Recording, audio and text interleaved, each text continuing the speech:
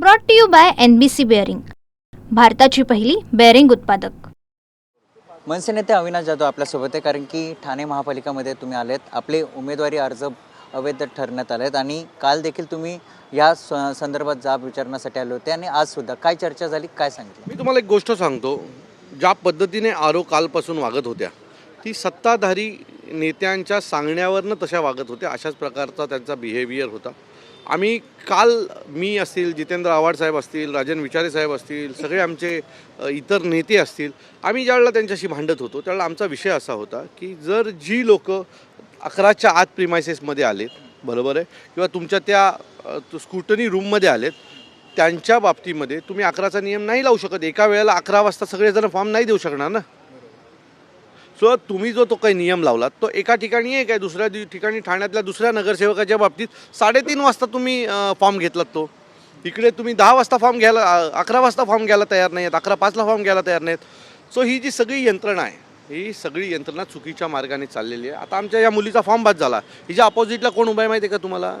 शिवसेनेचे सचिव संजय मोरे यांची पत्नी, त्यांच्या पत्नीच्या अगेन्स्ट आता हा पहिला फॉर्म बाद करून घेतला, बरोबर आहे। आता अजून एक अपक्षाचा फॉर्म आहे, त्याला आज रात्रीमध्ये विकत घेतील आणि त्यालाही बाद करून टाकतील आणि हे नाचायला तयार झाले की आम्ही बिनविरोध निवडून आलो, बिनविरोधचा अर्थ काय? लोकांचे खोट्या दबाव टाकून फॉर्म बाद करणं किंवा दुसरी लोक विकत घेऊन त्यांना पाठी व्हायला लावणं। सो या सगळ्या गोष्टी जर तुम्ही पाहाल तर या सगळ्या गोष्टी आपल्याकडे असं म्हणतात की आपल्याकडे लोकशाही आहे। मला वाटत नाही आपल्याकडे लोकशाही आहे, आपल्याकडे राजेशाहीच आहे। परंतु राजा हा सरकारी यंत्रणेला सोबत घेऊन काम करतोय आणि सरकारी यंत्रणा तिथे भिकाऱ्यासारखी काम करते। न्यायालयीन प्रक्रिया, पण न्यायालयीन प्रक्रिया आम्ही आता अनेक वकिलांशी बोललो, ते म्हटलं नाही, ह्या प्रक्रियेला वेळ जाईल। मग आम्ही आता प्रचार करायचा की या सगळ्या प्रक्रियेत लढून पडायचं? आणि होणार काय आम्हाला माहिती आहे हो। माझं मत आहे की ह्या मुलीवर अन्याय झाला आहे, या मुलीवर अन्याय झाला आहे। सो या अन्यायाला कोण न्याय द्या, एवढंच निवडणूक आयोगाकडे आमची मागणी आहे। पण जसं तुम्ही म्हटलेत की त्यांच्यासमोर शिंदेच्या शिवसेनेच्या सचिवाच्या पत्नी आहेत, त्याच्यासाठी आता हे सर्व चालू आहेत का तुमची उमेदवारी अर्ज? अनेक लोकांसाठी झाले आहेत। म्हणजे तुम्ही जर इतिहास काढाला, अनेक उमेदवारांमध्ये प्रचंड असंतोष आहे। निवडणूक ह्याच्यापुढे निवडणूक लढायच्या की नाहीत, नाही तर तुम्ही जाहीर करू नाही वन साईड की ही निवडून आली, कशाला आमचा त्रास पैसे वाया घालवता?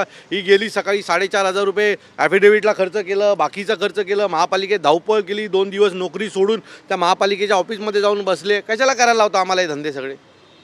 जाहीर करून टाका, एक एक उमेदवार ठरा, शिवसेने BJPकडनं यादी मागवा, त्या लोकांना नगरसेवक जाहीर करून टाका ना, कशाला एक सगळे लोक दिखाव्याचे धंदे करता?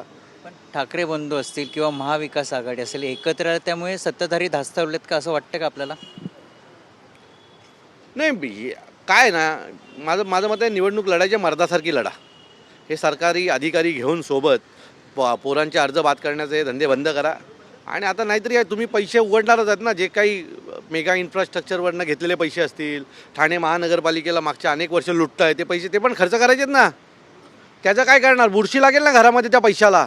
किमान हे जर टिकले तर इलेक्शनला तुम्ही वाटू शकता, 4 घरात पैसे जातील, 4 घरातल्या लोकांना काहीतरी सामान घेता येईल। हां, त्याच्यासाठी तर पैसे ठेवा, नाही तर बुरशी लागेल पैशाला। पुढची भूमिका काय असणार आहे मनसेची? नाही, आम्ही लढू, मर्दासारखे लढू।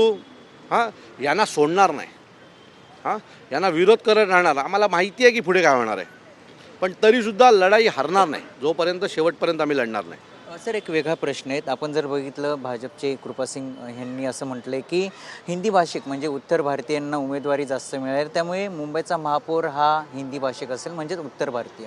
हा आमच्या बाबासाहेबांचा एक पुस्तक आहे आणि त्यात लिहिलं आहे मुंबई महाराष्ट्राचीच। हां, त्याच्यापुढे कृपाशंकरची लायकी नाही आहे। जर आमचे बाबासाहेब ज्यांनी संविधान लिहिलं ते जर म्हणतायत ना की मुंबई महाराष्ट्राचीच, त्या कृपाशंकरसारखे जे भिकारडे फिरत आहेत ना, त्यांची लायकी काय आहे? पण काय होतं, आपल्यामधलेच काही भैये आहेत, मराठी भैये, ते यांच्या पाठीशी उभे राहतात आणि मग यांना चेळ फुटतो की मुंबईवर दावा करण्याचा। हे आपले मराठी भैये जे आहेत ना, यांनी जर ह्या गोष्टी केल्या नसत्या ना, हे जर ठाकरे बंधूंच्या पाठी जर नीट उभे राहिले ना, ते अशा कृपाशंकरला ना मुंबईच्या बाहेर फेकल्याशिवाय आम्ही गप्प बसणार नाही। धन्यवाद तुम्ही आमच्याशी बातचीत केल्याबद्दल। आपण जर बघितलं आज सत्ताधारी हे धास्तवले आहेत आणि त्यामुळेच आमचे उमेदवारी अर्ज हे अवैध ठरवण्यात येते, मात्र आम्ही गप्प बसणार नाही, आम्ही शांत राहणार नाही, आम्ही ही लढाई लढू, असं देखील विधान अविनाश जाधव यांनी केलं आहे। कॅमेरा अतरसह मयुराज जाधव, TV9 मराठी, ठाणे। Brought to you by NBC bearing, भारताची पहिली बेअरिंग उत्पादक.